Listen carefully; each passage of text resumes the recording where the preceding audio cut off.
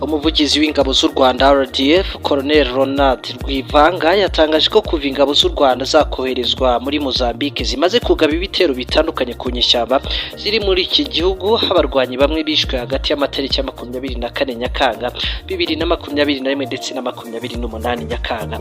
Ibi ngibi yabigarutseho mu kiganiro Minisitiri w'Ububanyi n'Amahanga akaba n'umuvugizi wa guverinoma Dr Vincent Biruta yagiranye n'abanyamakuru kuri uyu wa kane, kibanze ku mubano w'u Rwanda n'amahanga ndetse kitabiriwe n'umuvugizi w'ingabo watanze ishusho y'ibikorwa ingabo z'u Rwanda zirimo muri Mozambique.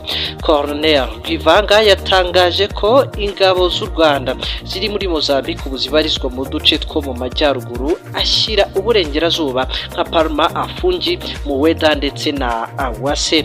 Colonel Rwivanga yatangaje ko kuva ku itariki ya 24 Nyakanga ingabo z'u Rwanda zagabye ibitero kuri iyi mitwe ahitwa abarwanyi bane mu gace ka Awase hafatwa n'imbunda abo barwanyi bari bafite. Mu bagabo yagize ati hagati y'itariki 24 Nyakanga ndetse na 28 Nyakanga twakoze operation nyinshi ahantu hitwa Awase na Machimbowa ndetse na hitwa Muweda na Awase, ni hagati ya Cabo Delgado aho ingabo zacu ziri. Ku itariki ya 24 twishe bane ahitwa Awase dufata imbunda RPG, SMG, machine gun n'imiti.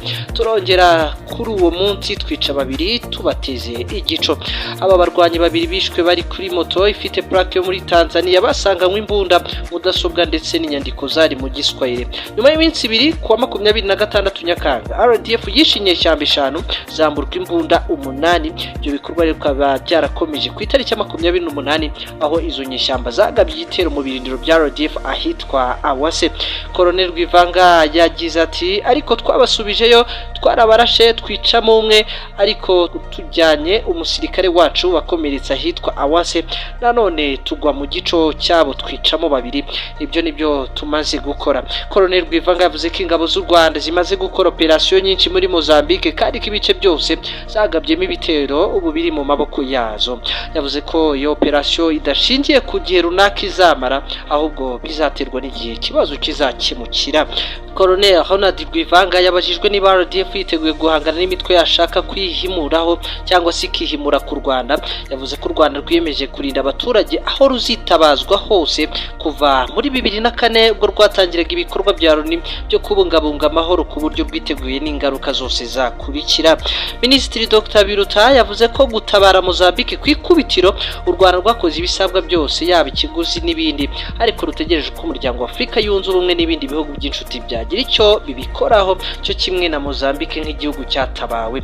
Ubwo u Rwanda rwoherezaga ingabo muri Mozambique, bihugu bimwe byo muri SADC birimo Afrika y'Epfo byamaganye icyo gikorwa bivuga ko zoherejweyo bitagishijwe inama.